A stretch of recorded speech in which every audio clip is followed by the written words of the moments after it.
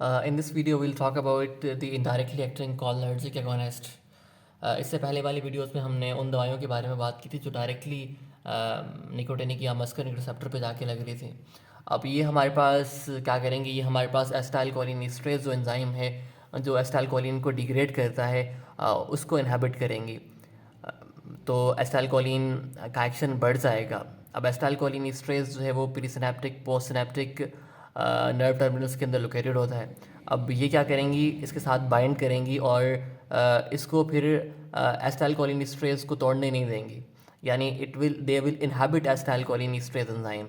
अब ये दो तरह की होती हैं, या रिवर्सिबल होती हैं या इरिवर्सिबल होती हैं। पहले हम बात करेंगे रिवर्सिबल के बारे में। जब एसिटाइलकोलिन ईस्ट्रेज एंजाइम जो है वो ब्लॉक हो जाएगा तो एसिटाइलकोलिन की कंसंट्रेशन हमारे पास क्या हो जाएगी, सिनेप्टिक स्पेसेस के अंदर बढ़ जाएगी। ठीक है जनाब। तो इससे हमारे पास क्या होगा, जो कॉलिनो रिसेप्टर्स हैं, चाहे वो मस्कार्निक रिसेप्टर हों या निकोटिनिक रिसेप्टर हों आपके एनएस के अंदर या आपके न्यूरोमस्कुलर जंक्शंस के ऊपर या ब्रेन में, उनके ऊपर एसिटाइलकोलिन का एक्शन बढ़ जाएगा। जाहिर सी बात है, एसिटाइलकोलिन बढ़ गई तो एक्शन बढ़ जाएगा। अब हम पहले बात करते हैं रिवर्सिबल के बारे में, जो रिवर्सिबली बाइंड करेंगे।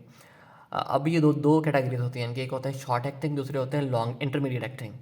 सो पहले हम बात करते हैं शॉर्ट एक्टिंग के बारे में। So first will talk about edrophonium. अगर हम बात करें इट्रोफोनियम के बारे में तो इट्रोफोनियम शॉर्ट एक्टिंग है और इसका जो एक्शन होता है वो 10 से 20 मिनट होता है, राइट।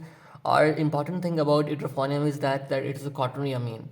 अगर ये क्वाटरनरी अमाइन है तो इसका मतलब है ये आपके ब्लड ब्रेन बैरियर को क्रॉस नहीं करेगी, तो इसका जो एक्शन होगा वो पेरीफेरी पे होगा, वो आपके सेंट्रल नर्वस सिस्टम और ब्रेन और स्पाइनल कॉर्ड पे नहीं होगा। एक तो ये बात यहाँ पे इसने लिखी हुई है, इसकी जो एक्शंस हैं वो पेरीफेरी तक लिमिटेड हैं। अब जो इसका इस्तेमाल होता है वो हम इसको इस्तेमाल करते हैं मजंथीनिया ग्रेविस को डायग्नोस करने के लिए। अब मजंथीनिया ग्रेविस क्या चीज़ है, मजंथीनिया ग्रेविस जो है वो एक ऑटोइम्यून डिसऑर्डर है जिसमें हमारे पास जो न्यूरोमस्कुलर जंक्शंस के ऊपर निकोटिनिक रिसेप्टर्स होते हैं उनके अगेंस्ट एंटीबॉडीज़ बनती हैं। ठीक है जनाब। अब अगर उनके अगेंस्ट एंटीबॉडीज़ बनेंगी तो निकोटिन रिसेप्टर्स की डी जनरेशन स्टार्ट हो जाएगी, डिग्रेडेशन स्टार्ट हो जाएगी एंड दे बिकम डिस्ट्रॉयड। और इसकी वजह से हमारे पास क्या होगा कि कुछ कम रिसेप्टर्स बचेंगे टू इंट्रैक्ट विद एसिटाइलकोलिन, और हमारे पास मसल्स जो है वो रिस्पॉन्ड प्रॉपर नहीं करेंगे एसिटाइलकोलिन को। ठीक है जनाब। तो ये होती है ये। अब जब हम एट्रोफोनियम को इंजेक्ट करेंगे आईवी की फॉर्म में तो रैपिडली जो है वो मसल्स की स्ट्रेंथ इंक्रीज़ हो जाएगी। जाहिर सी बात है, एसिटाइलकोलिन की कंसनट्रेशन बढ़ गई है तो वो इंक्रीज़ हो जाएगी। अब अगर आपने ओवरडोज कर दिया, आप ये बात कह रहा है कि अगर आपने इसको ओवरडोज कर दिया तो मजंथेनिया ग्रेविस से मसल काम नहीं कर रहे थे। अब अगर आपने ओवरडोज कर दिया तो क्या होगा, ओवरडोज की वजह से ज़्यादा एसिटाइलकोलिन बढ़ जाएगी, तो वो ज़्यादा मसल्स को स्टिमुलेट करेगी, तो ज़्यादा स्टिमुलेशन की वजह से हमारे पास क्या हो जाएगा, स्पास्टिक पैरालिसिस हो जाएगा, तो मसल्स फिर से काम नहीं करेंगे, तो हम कहेंगे कि पेशेंट जो है वो कॉलिनर्जिक क्राइसिस के अंदर चला गया है। सो ऐसी कंडीशन में हम एट्रोपिन को एज एंटीडोट देते हैं। सो इसका एक और इस्तेमाल ये होता है, इसी तनाजुर में होता है, एक और इस्तेमाल ये होता है कि हम एसेस करना चाह रहे होते हैं कि बंदा कॉलिनर्जिक क्राइसिस के अंदर है या वो हमारे पास उसको डोज हमने कम दिया हुआ है। अगर ज़्यादा डोज दिया होगा तो कॉलिनर्जिक क्राइसिस है, अगर कम डोज दिया होगा तब भी मसल्स काम नहीं करेंगे क्योंकि एसिटाइलकोलिन प्रॉपर ज़्यादा नहीं बनेगी। सो उसको एक्सेस करने के लिए भी हम एसेस करने के लिए भी इसको इस्तेमाल करते हैं, यानी डायग्नोज करने के लिए, डिफ्रेंशिएट करने के लिए कि बंदा कॉलिनर्जिक क्राइसिस के अंदर है या मजंथेनिक क्राइसिस के अंदर है।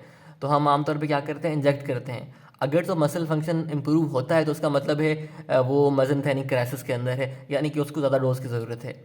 अगर तो और सीवियर हो जाता है और वर्स हो जाता है, मसल्स प्रॉपर काम नहीं करते और एक्शन मतलब और मसल्स प्रॉपरली काम नहीं करते और वर्स हो जाता है, तो इसका मतलब है कि वो ओवर डोज के अंदर है, उसकी डोज को कम करना पड़ेगा।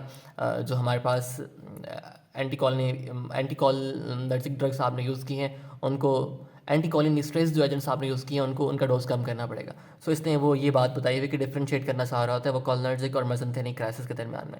इसके अलावा एक और इसका इस्तेमाल इसने ये बताया हुआ है कि नॉन डीपोलराइजिंग जो न्यूरोमस्कुलर ब्लॉकेट्स होते हैं, जो जब हम सर्जरी कर रहे होते हैं तो सर्जरी में हमें जो है वो मसल्स को रिलैक्स करवाना होता है। सो उनको रिलैक्स करवाने के लिए हम नॉन डीपोलराइजिंग न्यूरोमस्कुलर ब्लॉकेट्स देते हैं। सो आफ्टर सर्जरी हम उनके इफेक्ट्स को ख़त्म करना चाह रहे होते हैं या रिवर्स करना चाह रहे होते हैं, उसके लिए भी हम एट्रोफोनियम को इस्तेमाल करते हैं। ठीक है जनाब। उसके बाद उसने ये कहा हुआ है कि क्योंकि ज़्यादा बेहतर एजेंट्स हमारे पास अवेलेबल हैं तो एट्रोफोनियम का इस्तेमाल आजकल जो है वो लिमिटेड है। ठीक है जनाब। इसके बाद हम नेक्स्ट वीडियो के अंदर हम बात करेंगे फाइजोस्टिग्मिन के बारे में। ठीक है जनाब।